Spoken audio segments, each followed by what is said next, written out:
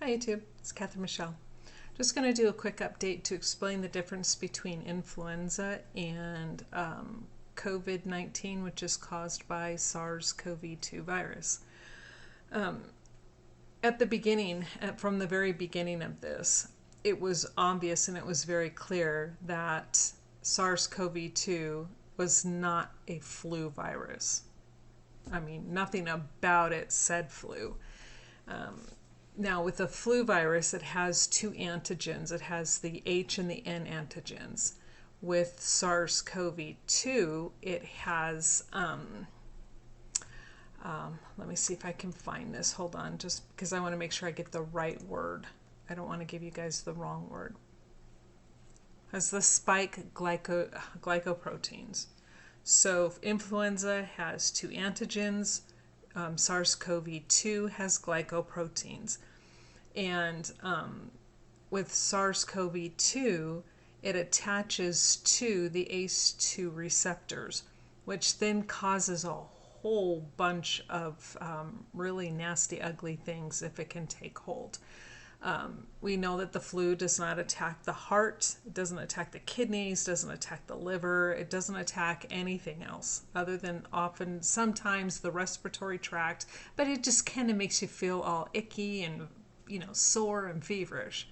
But with SARS-CoV-2, during autopsies, they have found that it has attacked any cell and any organ that has the ACE2 glycoproteins, which happens to be a lot. The throat, the lining of the lungs, inside the lungs, we've got the heart. Again, all of these organs they find are being affected. You don't have that with the flu.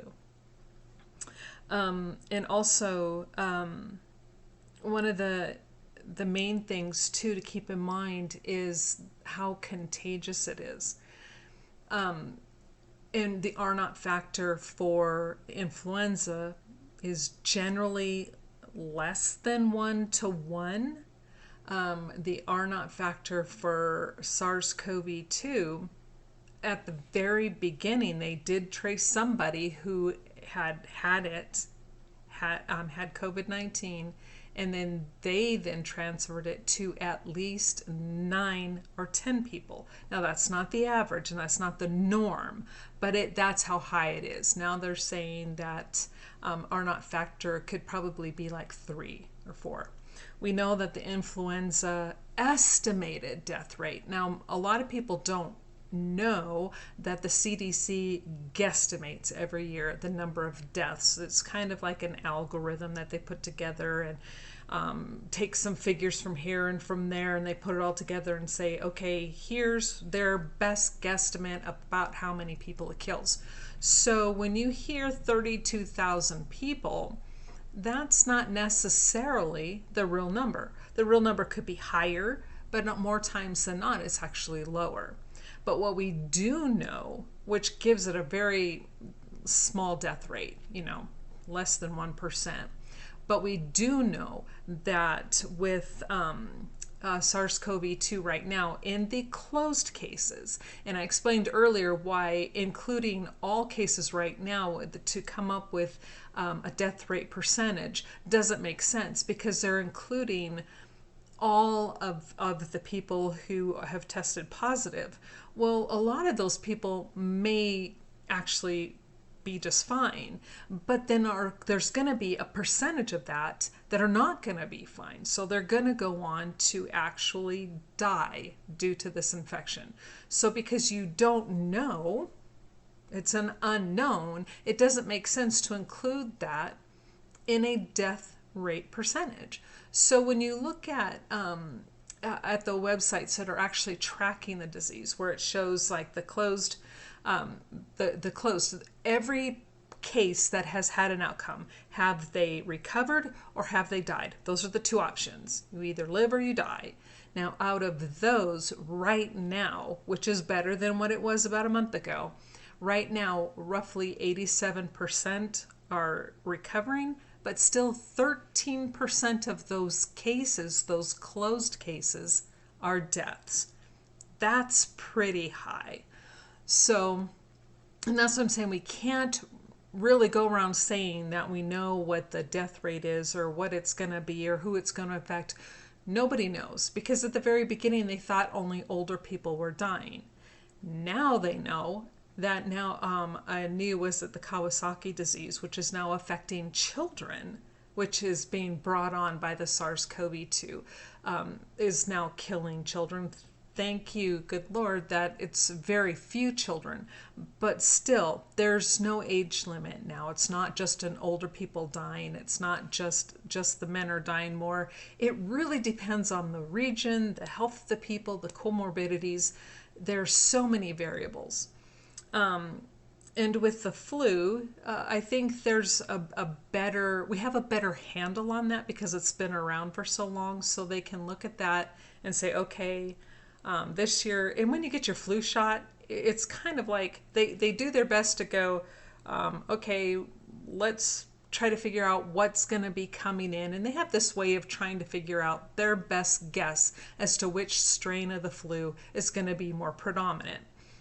And sometimes they get it right, sometimes they get it wrong. So you can get a flu shot and they could have guessed the wrong strain and you could still end up with the flu. It happens all the time.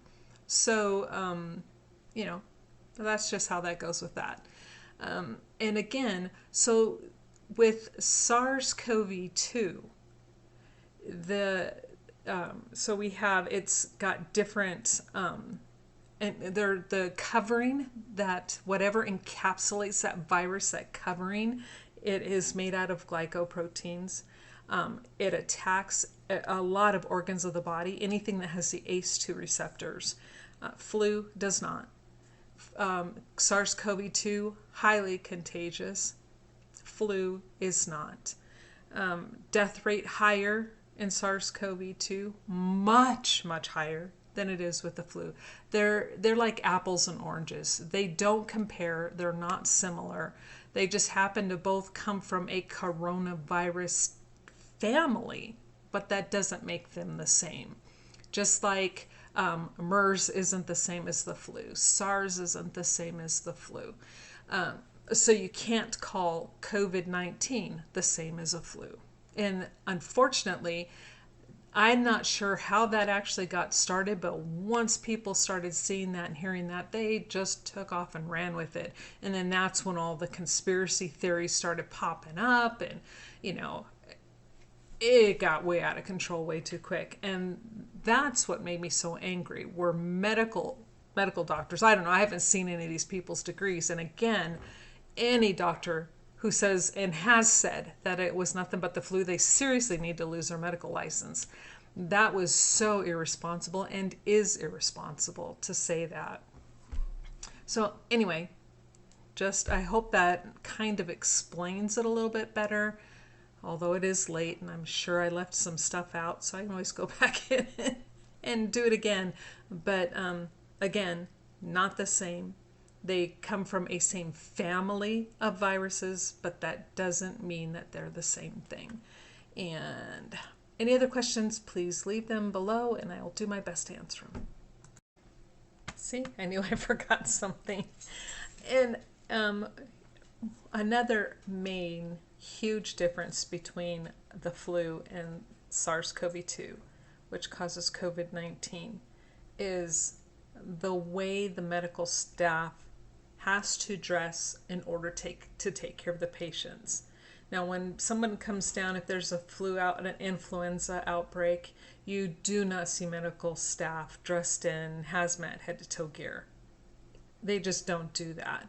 It's not done, but with the SARS-CoV-2, you see them in head to toe covered up gear. And that will and should tell everybody just how contagious this is. It's highly contagious. So major difference. Not the flu. The flu. So hopefully that's a little more understandable. And I'm not sure if I said it correctly in the last one or not, but I want to reiterate that the envelope of the influenza virus is covered in two antigens, the H and the N, and then the envelope of the SARS-CoV-2 is covered in glycoproteins, which then attaches to the ACE2 receptors on cells. And so obviously influenza can't do that because it doesn't have the glycoproteins to attach to those ACE2 receptors, and which then means SARS-CoV-2 isn't a flu. It's a totally different monster. It's a whole different beast. Just because things can cause similar symptoms doesn't make them the same thing. It's the same, like why I think doctors truly don't get enough credit, because most diseases can have very similar, if not identical, symptoms, except for there'll be one thing that's different, and it's that one or two things that doctor will then zoom in on. And so whatever the difference would be for lupus versus multiple sclerosis. And just because they have very similar symptoms up to a point, and then the doctor determines, wait, you've got this over here, but that's not found over here. So lupus is not MS, and MS is not lupus, although they both are an autoimmune disease. So look at it that way, kind of similar that way. You've got the flu, and then you've got SARS-CoV-2. They both are coronavirus family diseases, but the flu is not COVID-19, and COVID-19 is not the flu. So maybe if you look at it in that analogy, that might help a little bit better. Again, it's late. Have a good night.